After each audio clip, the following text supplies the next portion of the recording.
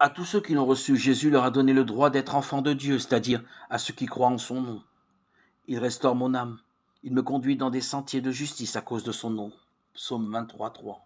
Jean 1, 12. Depuis quelques mois, Norbert et Annie s'intéressent à l'Évangile. Ils assistent à des réunions chrétiennes. Ils lisent la Bible. Le temps passant, ils comprennent que l'heure du choix approche. C'est Norbert qui le premier accepte l'Évangile, mais Annie hésite. Elle craint les conséquences. Elle se demande, faut-il que je perde tous mes amis? Puis elle recule.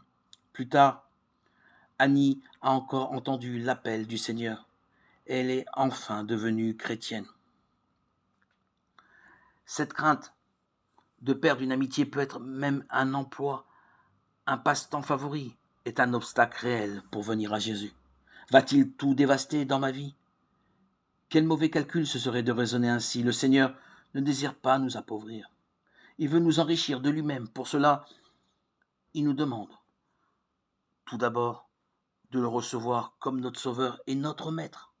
Ensuite, il nous conduit avec sagesse et patience sur le chemin de la foi. Le Seigneur nous montre alors ce qu'il nous faut abandonner pour lui. Il nous donne la force nécessaire pour le faire. Bien souvent, il dirige les circonstances de notre vie pour nous y aider. S'il y a quelque souffrance à connaître, elle sera suivie d'une profonde paix.